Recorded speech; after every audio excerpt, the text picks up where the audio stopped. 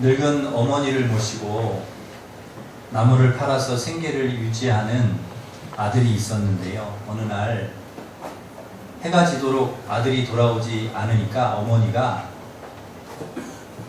애타는 마음으로 동네 입구에 있는 나무에 올라가서 기다리는 것입니다.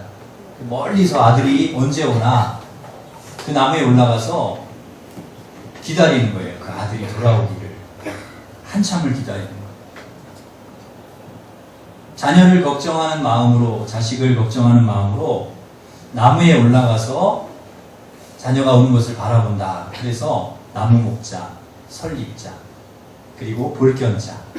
그래서 그것을 합쳐서 어버이 친이 된 것입니다. 어버이 친. 그러니까 그 어버이 친이라고 하는 한자에는 부모님의 마음이 담겨 있는 거죠.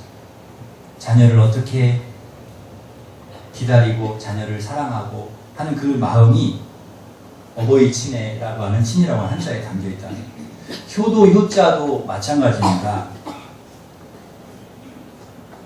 나무를 팔아서 어머니가 좋아하시는 음식을 사가지고 또 선물을 사가지고 이렇게 오던 아들이 추운 날씨에 어머니가 밖에서 자기를 기다릴 거를 생각하니까 죄송한 거예요. 죄송해요. 아니나 다를까 어머니가 그 나무에 올라가셔서 아들이 오나 이렇게 보고 있는 걸 보고서 죄송하니까 어머니 아이고 추운데 왜 나와 계세요? 제 등에 업히세요. 그리고 그 아들이 늙은 어머니를 등에 업고 집으로 돌아가는 거예요. 그러한 그 모습을 본떠서 만들어진 한자가 효도, 효자라는 거예요. 그러니까 아들 자자에 늙을 노자. 그래서 아들이 늙으신 어머니를 업고 가는 그런 그 글자가 바로 효도, 효라는 것이죠. 그러니까 이 효도, 효자에는 자식의 마음이 담겨있는 거예요. 자식이 부모님을 얼마나 생각하고 사랑하는가 하는 마음이 담겨있는 것이죠. 오늘은 부모님 은혜를 생각하고 감사하는 어버이날이면서 어버이 주일입니다. 우리가 이 땅에서 살 수 있는 것은 하나님의 은혜이지만 또 부모님의 은혜라는 것이죠. 부모님이 우리를 낳아주시고 길러주시지 않았으면 우리가 지금까지 이렇게 살아올 수 있었는가? 어렵죠. 우리가 여기까지 올 수 있었는가? 그러기에 우리는 부모님의 은혜를 결코 잊어서는 안 됩니다. 그리고 그 은혜에 감사하면서 효도해야 된다는 거죠. 그러면 구체적으로 우리가 어떻게 부모님께 효도를 할 수 있을까? 오늘 말씀을 중심으로 함께 은혜를 나누고자 합니다. 첫째로 부모님이 효도하는 것은 부모님 말씀에 순종하는 것입니다. 순종하는 것이라고 말씀하고 있습니다. 오늘 본문 1절 말씀을 우리 한 번 더 같이 읽겠습니다. 자녀들아 주 안에서 너희 부모에게 순종하라. 이것이 옳으니라. 아멘. 부모님에게 순종하는 것이 옳은 일이라는 것입니다. 여러분 이 세상에 옳은 일들이 많잖아요. 우리가 어떻게 살아가야 됩니까? 하나님께서 옳다 하신 일을 하면서 살아가야 됩니다. 특히 우리 하나님의 자녀들 그리스도인들은 하나님이 옳아 이거 하면서 살아가야 돼 할 일을 하면서 살아가야 되는데요. 그 중에서도 이거 옳은 일이야 라고 딱 집어서 우리에게 말씀해 주신 것은 부모님의 말씀에 순종하라는 것입니다. 순종하며 살아가는 것이죠. 여기서 순종하다는 말은 기울이다, 귀를 기울이다, 듣다는 뜻입니다. 그러니까 언제나 부모님 말씀에 귀를 기울이고 듣는 것을 우리가 순종한다, 순종이라고 말할 수가 있는 거죠. 어떤 가정이 행복하게 삽니다. 대식구가 모여서 사는데 행복한 거예요. 아주 즐겁게, 화목하게, 다투지도 않고. 그 옆에 있는 옆집에 그 잘 다투고 하는 집에 그 아버지가 어떻게 저 집은 저렇게 행복할까, 화목할까, 비결이 뭘까? 그 집을 찾아갔습니다. 그 집의 아버지한테 묻는 거예요. 왜 이렇게 화목하냐? 비결이 뭐냐? 비결을 좀 알려달라. 그러니까 그 아버지가, 화목한 가정 아버지가 비결을 알려드리겠습니다. 그리고는 아들들을 불렀어요. 아들들을. 예, 아들들아 이리 와봐라. 너희들에게 부탁할 것이 있다. 아들들이 다 왔어요. 얘들아, 우리 그 뒷간에 송아지 메어놨지. 송아지 있지. 예, 이 송아지 있습니다. 그 송아지를 지붕으로 좀 끌어 올려놔라. 그 지붕으로 좀 끌어서 올려놓고 거기다 매놔라. 그러니까 아들들이 예 아버지. 그리고는 밖에 나가더니 그 뒷간에 매어있는 송아지를 풀어가지고 끌어오는 겁니다. 끌어오더니 사다리를 지붕에 이렇게 걸치더니 그 송아지를 끌어올리려고 새 아들이 막 애를 쓰는 거예요. 앞에서 큰 아들이 막 당기고 둘째 셋째가 뒤에서 밀고 야 잘 밀어봐. 형이 잘 당겨봐. 그래서 그리고 며느리들이 막 그 송아지를 들어가지고 막 올리려고 막 애를 쓰는 거예요. 그런데 그 송아지가 세상에 그 사다리로 그 지붕에 올라가겠습니까? 송아지가 못 올라가잖아요. 아니 설령 올라간들 그 지붕에 올라간 송아지 뭐 하겠습니까? 거기서. 그런데도 그거 끌어올리려고 애를 쓰는 것입니다. 애를 쓰는 거예요. 그 모습을 한참 지켜보던 아버지가 얘들아 됐다 그만하면 됐다. 그만해라. 그리고서는 자기에게 화목한 비결, 행복한 비결을 묻는 그 옆집 그 아버지에게 그렇게 말합니다. 우리 집 화목한 비결이 바로 여기에 있습니다. 여기에 있어요. 그 모습을 보고서 이 옆집 아버지가 아주 큰 감동을 받았어요. 그래서 아 이것이구나. 이게 비결이구나. 나도 가서 해봐야 되겠다. 그래가지고 집에 딱 가가지고 아들들아 모여라. 아버지가 할 말이 있다. 우리 집 뒷뜰에 송아지 있지. 예 아버지 있죠. 너희들이 힘을 합해서 이 송아지를 지붕으로 좀 올렸으면 좋겠다. 지붕으로 좀 올려라. 그랬더니 자식들이 다 모이는 거예요. 모여서 의논을 합니다. 드디어 아버지가 치매가 오셨다. 때가 됐다. 저 양반이 정신이 이렇게 어떻게 되었나 보다. 송아지를 뭐하러 지붕으로 올리냐. 우리 정신 나간 아버지를 어떻게 해야 되겠냐. 요양원에 보내야 되지 않겠냐. 그런 의견을 모았다는 거예요. 여러분 달라도 너무 다른 것이죠. 행복한 가정, 화목한 가정의 비결은 순종에 있다는 거예요. 아버지 말씀에 순종하는 거예요.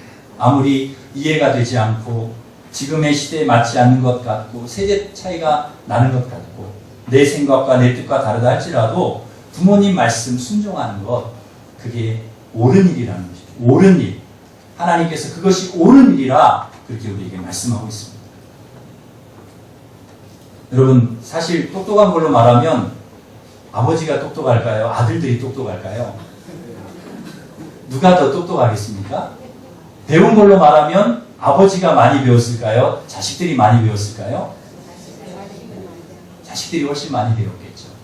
그럼에도 불구하고 하나님께서 자녀들에게 뭐라고 얘기하십니까? 너희들 많이 배웠지? 너희들 가방끈도 길지? 너희들 지식도 많지?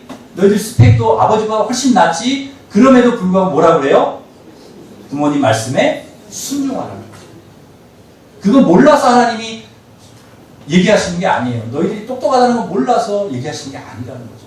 그럼에도 불구하고 그것이 옳은 일이기 때문에 어버이날이 가까이 오면 또 제 생일이 가까워오면 아이들이 저에게 묻습니다. 아빠 뭐 사드릴까요? 아빠 뭐 갖고 싶으세요? 저희가 뭐 사드릴까요? 그러면 제가 뭐라고 하겠습니까? 안 사줘도 된다. 왜냐하면 그 아이들의 그 지갑의 수준을 제가 알거든요. 얼마나 가지고 있는지를 제가 알아요. 그러니까 그것으로 아이들이 절 선물을 사줘봐야 뭐 그렇게 썩 좋은 거 사주지 않으니까 별로 뭐 안 사줘도 된다. 그런데 사주면 고맙죠. 선물을 주겠다는 마음이 얼마나 고맙습니까? 그런데 제가 우리 아이들에게 더 바라는 게 있습니다. 고맙지만 제가 우리 아이들에게 바라는 것은 뭘 사주고 아빠한테 뭘 주는 것보다도 제 말을 좀 잘 들었으면 좋겠어요. 제 말을 잘 듣고 순종하고 그랬으면 좋겠어요. 우리 주님도 그러셨잖아요. 순종이 제사보다 훨씬 낫다. 주님 앞에 막 제물을 드리고 제사를 드리고 그거보다 뭘 하는 게 더 좋다는 거예요. 하나님이 하나님 말씀을 잘 듣는 거, 하나님 말씀 순종하는 거, 그거를 더 좋아하신다. 사랑하는 성도 여러분, 이것이 옳은 일이라고 하는 것을 하나님께서 분명히 우리에게 말씀해 주셨다는 거 여러분 기억하시고 부모님의 말씀에 순종하시기를 바랍니다. 두 번째로 공경해야 됩니다. 표가 어디에 있느냐? 공경에 있습니다. 우리 2절 말씀 한 번 더 같이 읽으시겠습니다. 내 아버지와 어머니를 공경하라. 이것은 약속이 있는 첫 계명이니. 아멘. 공경하라고 말씀하시죠. 부모님 공경하라. 이게 약속이 있는 첫 계명이라는 것입니다. 아까는 옳은 것이라 그랬고 이번에는 약속이 있는 첫 계명이라는 것이죠. 부모님을 공경하는 것이 무엇일까요? 제가 공경이라는 한자를 이렇게 찾아보니까 그 한자의 의미가 공경할 공자에 예의 바를 의자더라고요. 경이더라고요. 그래서 이 공경은 이 부모님을 공손할 공자에 예의 바를 경자. 그러니까 공손하고 예의 바르게 부모님을 섬기고 모시는 것이 그게 공경이라는 거죠.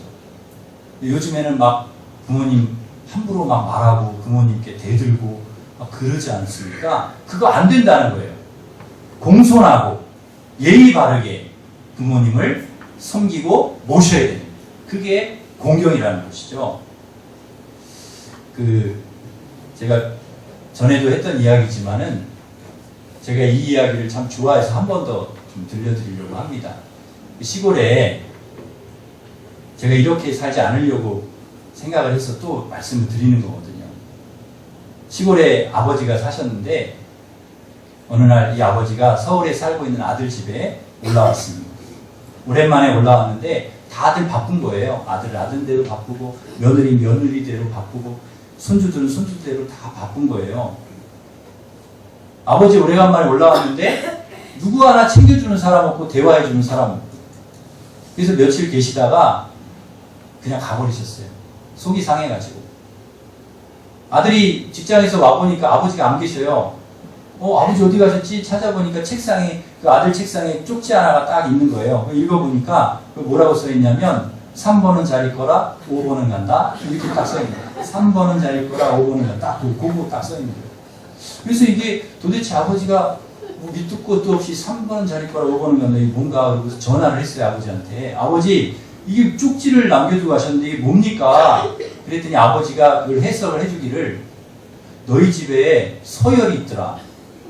1번은 네 애들이고 손자들이고 2번은 네 부인이고 3번은 너고 4번은 강아지고 5번이 나더라. 5번이 내가 도저히 속이 상해서 못 있겠더라. 그래서 내려와 버렸다.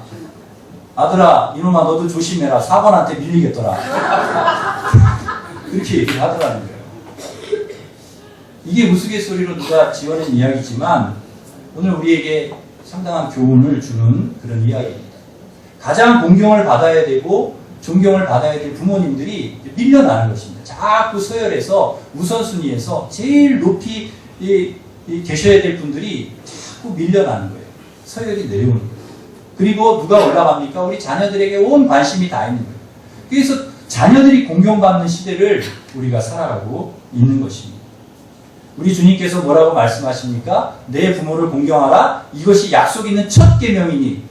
여러분 우리가 지켜야 될 계명이 많이 있습니다. 하나님과의 계명이 있고 사람과의 지켜야 될 계명이 있는데 사람과의 지켜야 될 계명 중에서 첫째 계명이 뭐냐? 부모 공경이라는 것입니다. 다른 거 다 사람과 좋은 관계를 가져도 첫째 계명이 부모 공경 안 하면 그거 안 된다는 것입니다.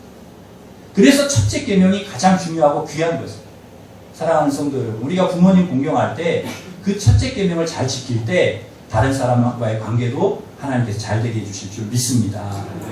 부모님 공경하면 어떻게 된다는 것입니까? 3절 이하에 보면은 우리가 부모님 공경하면 마땅하잖아요. 자식이 당연히 해야 될 일이잖아요. 그런데 하나님께서 뭐라고 얘기하시는가? 3절 같이 읽겠습니다. 이로써 내가 잘되고 땅에서 장수하리라. 아멘. 첫째 계명인 부모님을 공경하고 부모님 말씀 순종하면 어떻게 해주신다는 거예요? 땅에서 내가 잘되고 장수하게 해주시겠다. 여러분 자녀로서 부모님 사랑하고 부모님 말씀 순종하고 공경하면 당연한 건데 그 당연한 것을 당연한 것으로 받아들이지 않으시고 너가 옳은 일 했으니까 첫째 계명 잘 지켰으니까 내가 너 땅에서 잘되고 장수하게 해줄 거야. 그렇게 말씀하십니다. 저와 여러분에게 이 복이 하나님으로부터 임하기를 간절히 바랍니다. 이 동화작가 정채봉 선생님이 쓴 시 중에 엄마가 휴가를 나온다면 이라는 시가 있습니다. 제가 잠깐 읽어드리겠습니다. 하늘나라에 가 계신 엄마가 하루 휴가를 얻어 오신다면 아니 반나절 반 시간만이라도 아니 단 5분만 그래 5분만 휴가를 온데도 나는 원이 없겠다. 얼른 엄마 품속에 들어가 엄마와 눈 맞춤을 하고 젖가슴을 만지고 그리고 한 번만이라도 엄마 하고 소리내어 불러보고 엄마 품에 안겨서 숨겨놓은 세상사 중 딱 한 가지 억울했던 그 일을 일러 바치고 엄마 품에 안겨서 엉엉 울겠다. 엄마가 안 계시는 거예요. 엄마가. 그러고 싶은데 그 세상 가슴 아픈 일이 있으면 엄마 품에 딱 5분만이라도 그러고 싶은데 안 돼요. 살다 보니까 억울한 일도 많고 힘든 일도 많고 엄마에게 일러 바치고 싶은데 엄마가 안 계십니다. 그래서 천국에 계신 엄마가 딱 5분만 그렇게 휴가를 이 땅에 나오면 좋겠다. 엄마 품에 안겨서 힘들고 어려운 일 위로받으면 얼마나 좋겠나 하는 마음을 시로 담은 것입니다. 제가 글 하나를 더 읽어드리겠습니다. 어떤 분이 어머니를 추억하면서 쓴 글입니다. 비가 많이 오는 어느 날 어머니께서 비를 흠뻑 맞고 집에 오셨다. 아니 어머니 어디를 다녀오시길래 이렇게 비를 많이 맞으셨어요? 하고 어머니를 보니 어머니 손에 우산이 있는 것이다. 우산이 있으면서 왜 비를 맞으셨어요? 우산을 쓰고 오시지 하고 물으니까 어머니가 빙그레 웃으시며 접어진 우산을 펴시는데 우산 속에 종이에 싼 것이 나온다. 이것 좀 먹어봐라. 윗동네 잔치집에 갔는데 떡이 맛이 있어서 아들 생각이 나서 그 떡을 종이에 싸가지고 오신 것이다. 비가 오는데 혹시 이 떡이 젖을까봐 엄마는 우산 안 쓰고 비 흠뻑 맞으면서 떡을 우산 속에 감싸서 그렇게 온 것이다. 그 아들은 떡을 볼 때마다 그때 그 비를 맞으면서 떡을 우산에 감싸고 오신 어머니가 생각난다는 것입니다. 그게 이제 어머니 마음이죠. 부모님의 마음이라는 것이죠. 제가 영상을 하나 참 감동적인 영상을 보아서 성도님들과 함께 좀 보고 말씀을 좀 이어가려고 합니다. 잠깐만 영상을 같이 보시죠.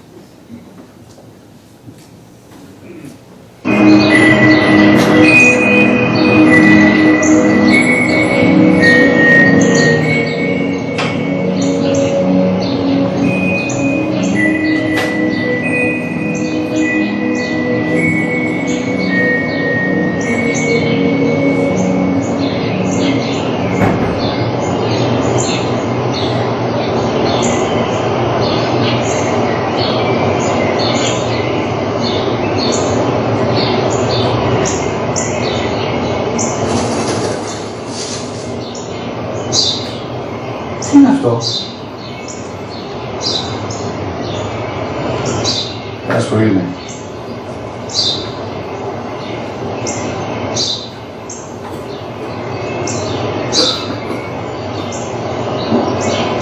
Τι είναι αυτό? Μόλις τώρα στο πατέρα σου, γιατί είναι.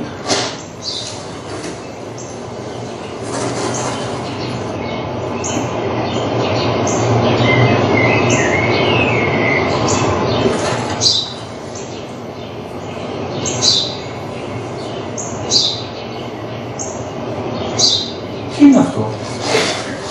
Ένα σπουργίτη είναι, πατέρα. Ένα σπουργίτη. Σπουργίτη.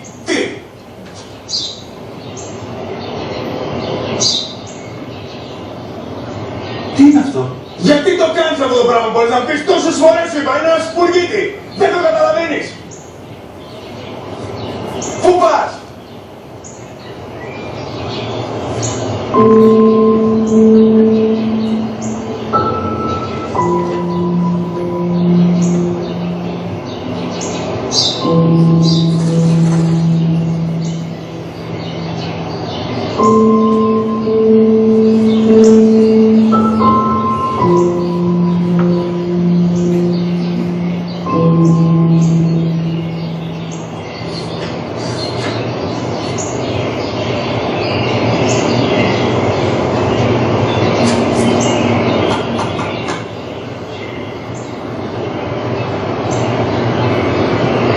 Δυνατά.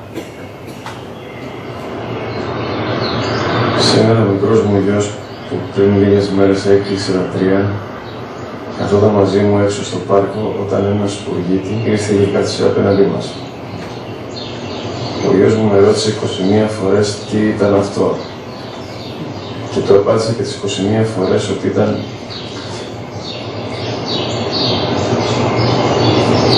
ένα σπουργίτη. Ξαναγκάλισε τρυφερά και τις 21 φορές που μου έκανε την ίδια ερώτηση, ξανά και ξανά, χωρίς να εκνευριστώ, νιώθοντας στοργή για το αθώο μου αγοράκι.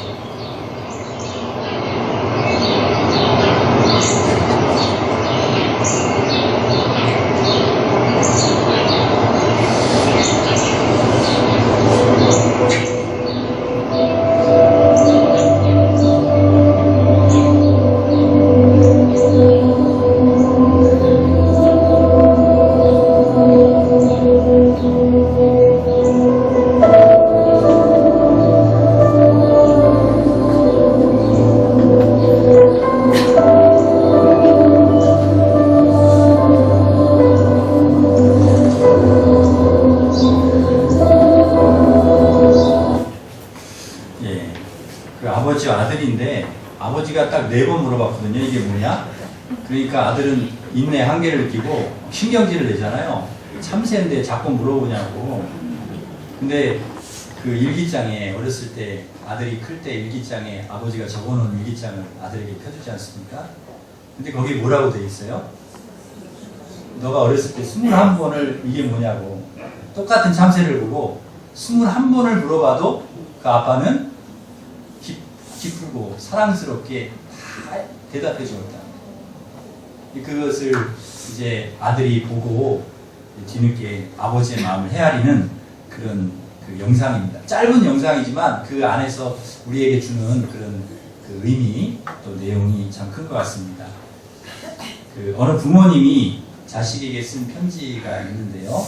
이걸 읽어드리고 말씀을 마치겠습니다. 사랑하는 아들, 딸들아, 언젠가 우리가 늙어 약하고 지저분해지거든 인내를 가지고 우리를 이해해다.